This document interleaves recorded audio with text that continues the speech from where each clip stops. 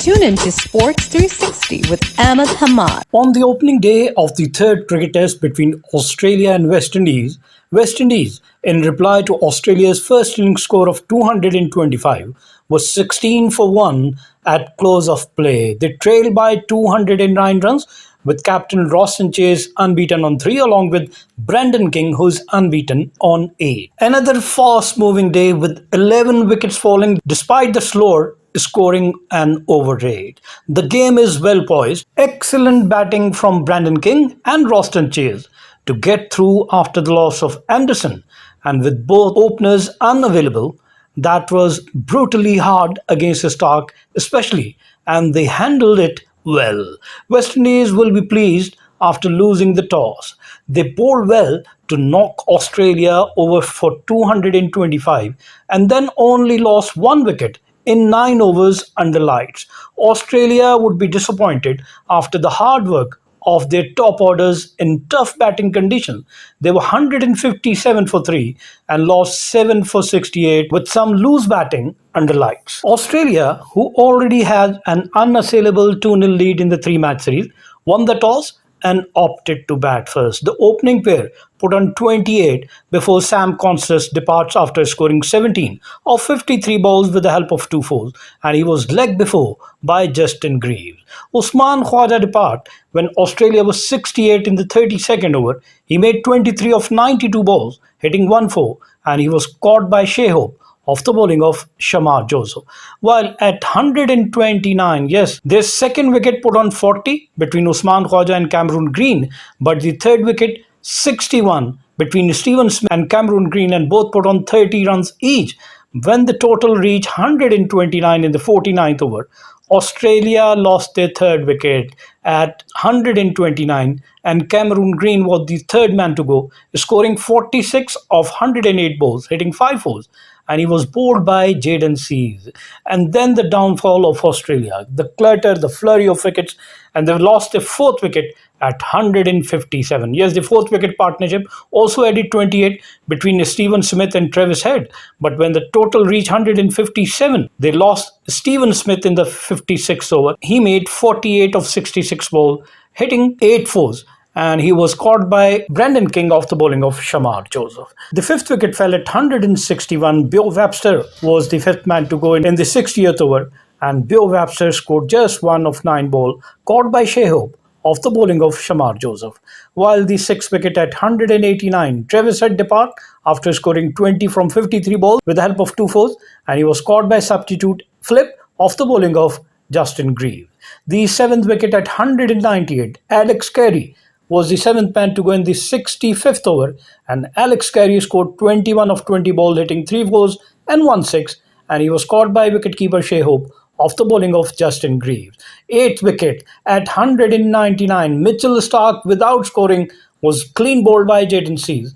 And then the ninth wicket at 216, Pat Cummins, the Australian captain, departs after scoring 24 from 17 balls, hitting 3 sixes, and he was caught by Anderson off the bowling of Jayden Seales, while the 10th and final wicket fell at 225 in the 71st over. Josh Hazlewood was the last man to go, and he was caught by Alzari Joseph off the bowling of Shamar Joseph. He made 4 runs. Australia were bowled out for 225 in 70.3 overs. Looking at the West Indian bowling, Jayden Seales 16 overs 3 maiden, 59 runs and 3 wicket. Shamar Joseph 17.3 overs 4 maiden, 33 runs and 4 wicket. Alzari Joseph 7 overs 1 maiden, 23 runs and no wicket. Justin Greaves 14 overs 2 maiden, 56 runs and 3 wicket. Jomail Warrican 12 overs 4 maiden, 33 runs and no wicket, while Roston Chase bowled 4 overs and gave away 13 runs without taking a wicket. In reply, West Indies was 16 for 1 at close of first day's play. They batted for 9 overs and the only wicket fell was Kevlon Anderson, who was clean bowled by Mitchell Starc for 3, while Brandon King with 8 and Roston Chase with 3 were still at the crease. West Indies trailed by 209 runs with 9 wickets in hand. But Australia, who were very well placed with just 3 wickets for 129 runs on the board, lost 7 for 68. Yes, their major collapse, and they were bowled out for 225.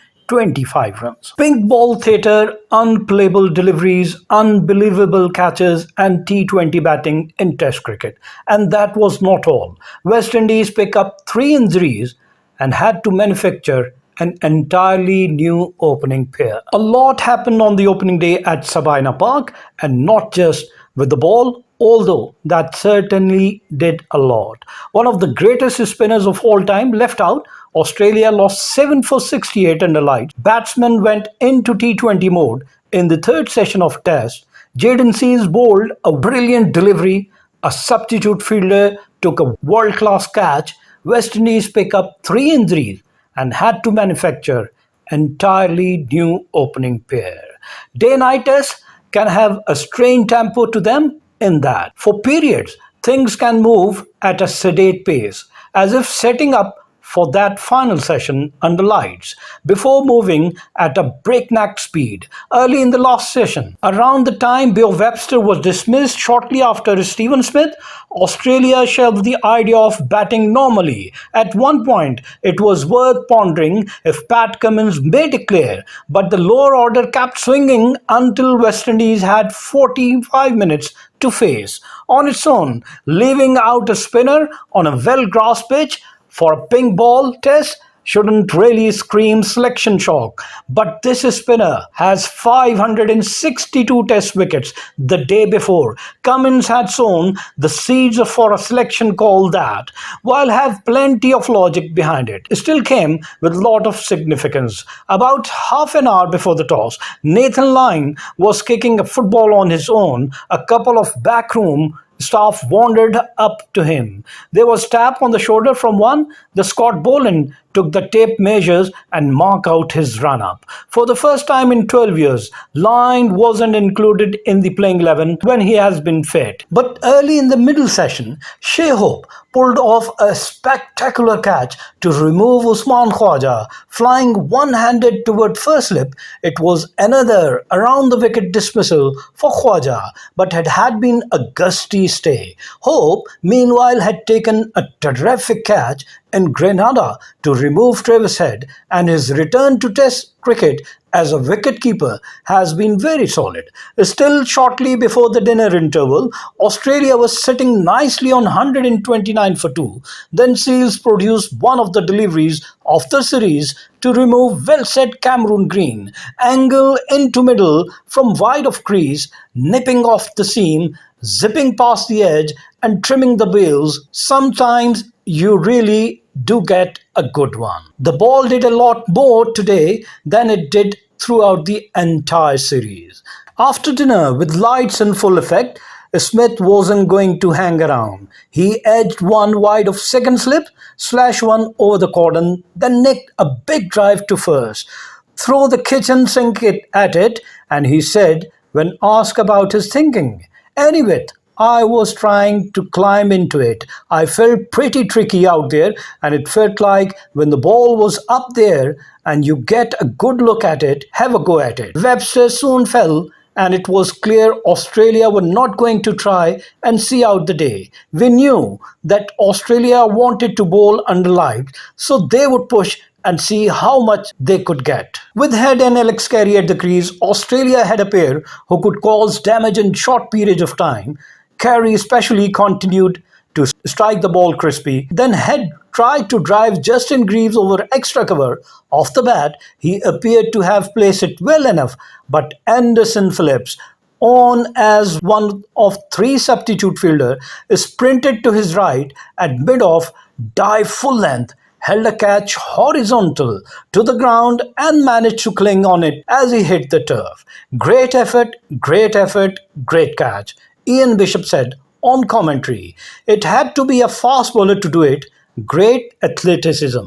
Left with 45 minutes to bat, neither designated opener could come out for West Indies. Mikhail Lewis had charged his need into outfield. His prognosis did not sound promises, and John Campbell took a blow on the chest at short leg from a hard sweep from Smith. It felt like Mitchell Starc in his 100th test could take a wicket nearly every ball. Then he did. Anderson dragging on it. What was one of the tougher debut scenario to imagine.